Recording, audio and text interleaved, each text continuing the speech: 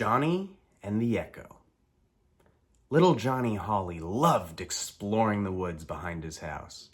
He became very familiar with every tree by climbing their branches, every fallen log by digging around in the rotted wood for tasty grubs, and he knew every shortcut that led to the creek where he'd often continue to look for other scrumptious, creepy crawlies to munch on.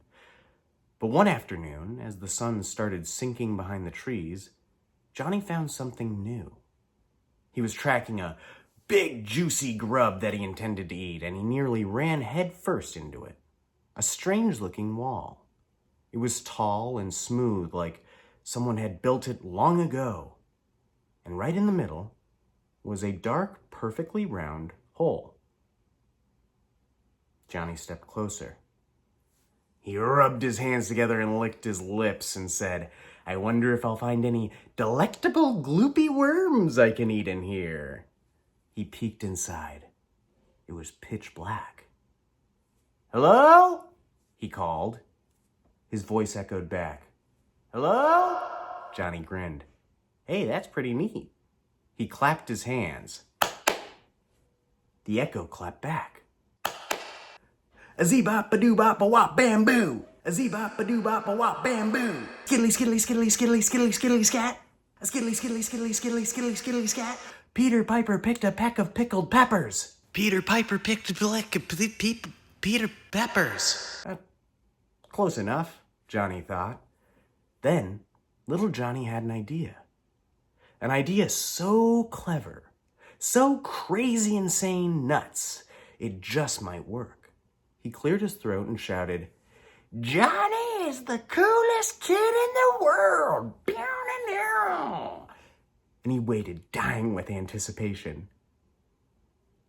But it was silent. The echo didn't repeat him. He wasn't sure why, but despite being alone, he felt his ego take a massive hit. Maybe I wasn't loud enough, he thought.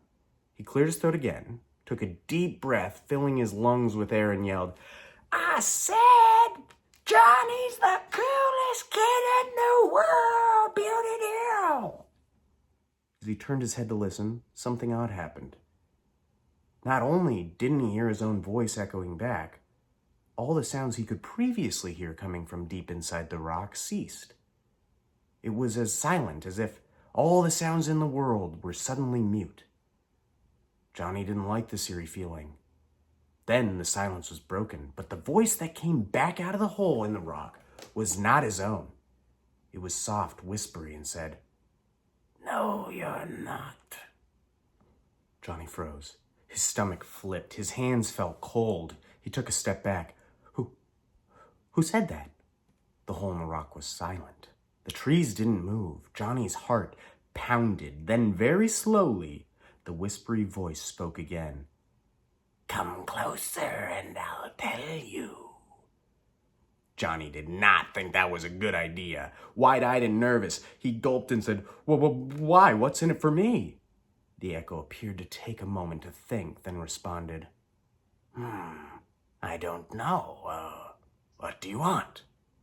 Johnny didn't skip a beat. He knew what he wanted. "Bug buffet," he said. The echo, likely dumbfounded again, had to take a minute. Bug buffet?" it said, confused. "What, do I got an echo in here?" "Yeah, you heard me. Bug buffet," Johnny said. "Yeah, sure. I'll give you a bug buffet. Why don't you just climb on in here?" Johnny drooled as he started pulling himself up into the dark hole. But just before he was fully inside, Johnny stopped. He had this nagging feeling like he was forgetting something. Something his mother would say to him every day before he left the house. He thought hard, picturing his mother at the door. Okay, what was it? It was something important. "Johnny, please, I'm begging you, stop eating all these bugs." Johnny thought, no, that's not really relevant currently. What was it? "Don't you go crawling in any dark holes now, Johnny. You hear me? Are you listening? This is very serious stuff, Johnny." Johnny's eyes went wide. That was it. And, that's what he was doing right then. He quickly scrambled out of the hole that he now expected to be a trap of some sort. "What's wrong, Johnny? You scared?" the voice said from inside the wall. But Johnny was already hightailing it back to his house. He burst through the door, slammed it shut, and locked it. His mother stood there looking concerned and said, "What's wrong, Johnny?" Johnny's still trying to catch his breath. "Hole in the wall. Echo tried to get me to go in." His mom put her hands on her hips and said, "And you didn't, right?" Johnny looked and nodded and said, "Right." His mother smiled and gave him a hug. "Oh, thank God. I'm so proud of you, Johnny. And you didn't eat any bugs today, did you?" A guilty smile grew on Johnny's face as he looked up at his mom and responded, "But of course not, Mother. Bugs are for leaving alone and not putting in your mouth." Not buying it for a second, she let out an exhausted sigh, grabbed a bottle, and locked herself in her room for the rest of the evening. For the rest of the night on Johnny's end, he couldn't stop thinking about that hole in the wall. Was someone inside it? Or something?